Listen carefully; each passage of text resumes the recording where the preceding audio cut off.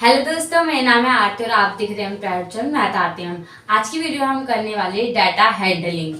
Data handling यानी कि आंकड़ों का हम करेंगे आज प्रबंधन। डाटा को हम हिंदी में कहते हैं आंकड़े, और हैंडलिंग यानी कि प्रबंधन करना, यानी उनको संभालना। डिफरेंट टाइप्स ऑफ डाटा दिए होंगे, उसमें से आपको क्वेश्चंस पूछे होंगे, आपको वो बताने होंगे। क्वेश्चन को सॉल्व करने से पहले हम ये जान लेते हैं कितने टाइप्स के डाटा होते हैं।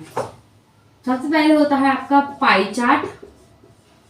पाई चार्ट आपने सुना होगा, एक वृत्त आकृति होती है, उसमें किसी चीज का प्रतिशत, ये नंबर दिए होते हैं कि ये इतने प्रतिशत है, ये इतने प्रतिशत है, ये होता है पाई चार्ट। दूसरा आपका होता है टेबल।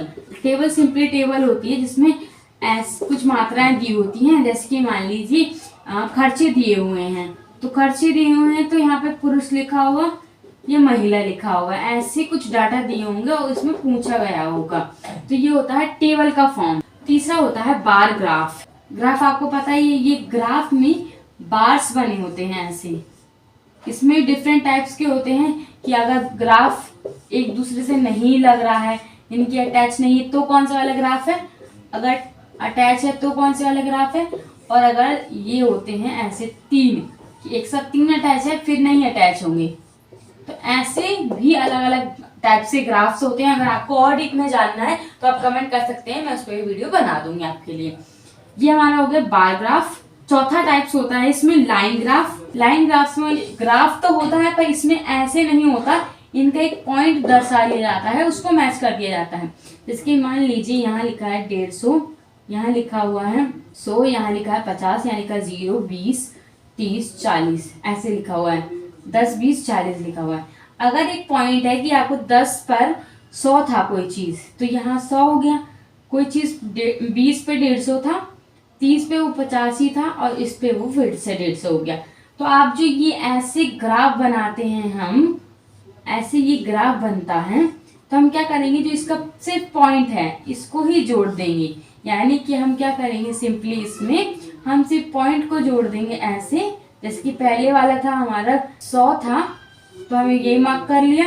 सेकंड वाला था 150, थर्ड वाला था हमारा 50, और ये था हमारा फिर से 150। तो हम इन पॉइंट्स को ऐसे जोड़ लेंगे, ये हमारा लाइन ग्राफ कहलाता है। इसमें एक कंपनी का भी डाटा हो सकता है, यानी कि आपको एक मात्रा भी दी हो सकती है और आपको दूसरी मात्रा भी दी हो सकती है, ऐसे करके। ऐसे आपको दूसरी ग्राफ भी, ऐसे आपको दूसरी लाइन भी दी हो सकती है, ये मल्टीपल भी हो सकती है। ये मेन टाइप्स के डाटा होते हैं जो आपको दिए होते हैं। बहुत सारे टाइप्स के होते हैं, मैंने आपको मेन बता दिए हैं। जितना मुझे पता है उसके हिसाब से बच्चों को पाई चार्ट में बहुत दिक्कत होती है और बार ग्राफ्स में बहुत दिक्कत होती है। तो आज हम मेनली पाई चार्ट का एक क्वेश्चन सॉल्व करेंगे और बार पैराग्राफ का एक क्वेश्चन सॉल्व करेंगे। अगर आपको टेबल्स या लाइन पैराग्राफ में दिक्कत है तो आप कमेंट कर देना, मैं उस पर अलग से वीडियो बना दूंगी आपके लिए। तो जैसे कि मैंने आपको ये बता दिया है, तो सबसे पहले जैसे मैंने आपको बता दिया कि पाई चार्ट क्या होता है, टेबल क्या होती है, बार पैराग्राफ क्या होता है, लाइन पैराग्राफ भी क्या होता है, फिर भी मैं आपको कुछ पिक्चर्स बता देती हूँ कि ये एक्चुअल में दिखते कैसे हैं। अगर आपको इसमें समझ में नहीं आया है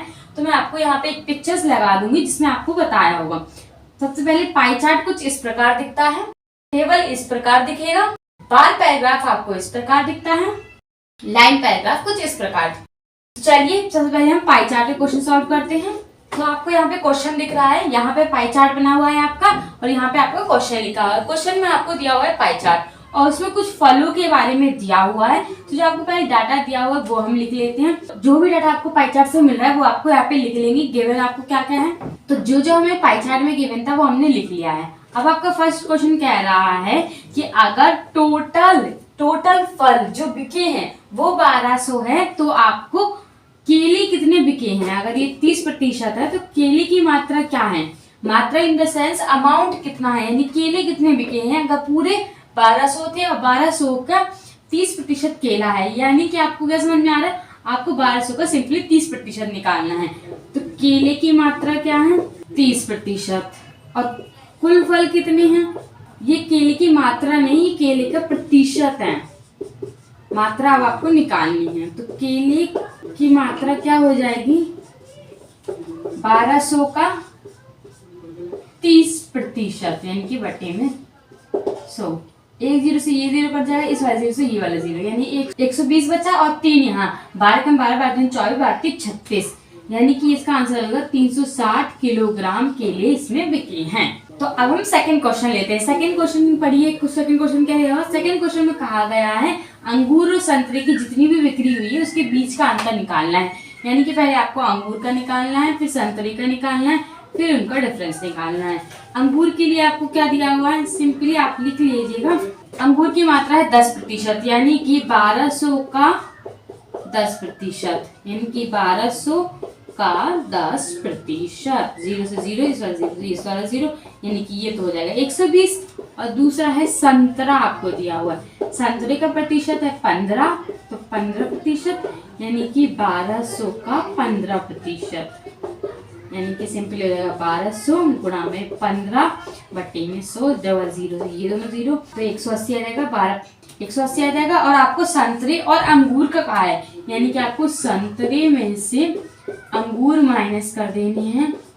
संतरे कितने हैं 180, या ये हो जाएगा 120, तो इसमें माइनस करेंगे, यानी कि 60 फल का अंतर है संतरे और अंगूर में।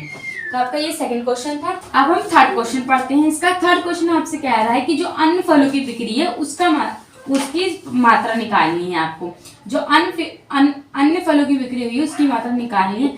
तो क्या हो जाएगा, अन्य फल यानी कि कुल फल का कितना है 20%।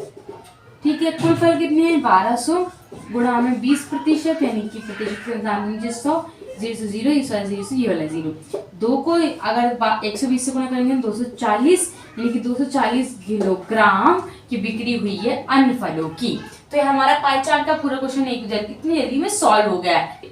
ये आपका क्वेश्चन है और ये आपकी टेबल ग्राफ है। आपको सिर्फ इस टेबल ग्राफ को ध्यान में रखना है और आंसर करना है। इसमें पूछा गया है 140 सेंटीमीटर से कम जिनकी हाइट है उनकी संख्या आपको बतानी है। तो इसमें संख्या कितनी है 6 हो जाएगा, पहले तो 6, दूसरा 18 और फिर 20, यानी कि टोटल 34। नीचे आप दिख रहे हैं यहाँ सेंटीमीटर लिखे हुए हैं और यहाँ आपको नंबर्स दिख रहे होंगे।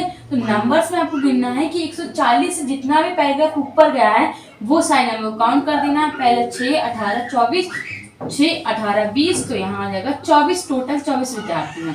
सेकंड क्वेश्चन क्या है? सेकंड क्वेश्चन कहा गया है 140 से लंबा हो पर 155 सेंटीमीटर से वो छोटा हो, यानी कि 140 और 155 सेंटीमीटर के बीच का आपको बताना है। तो इसमें आप गिन लीजिए, इसमें कितना हो जाएगा, इसमें पहला 18, फिर 16, ये भी हमारा 34 है, तो इसका आंसर भी आपका 34 आ जाएगा।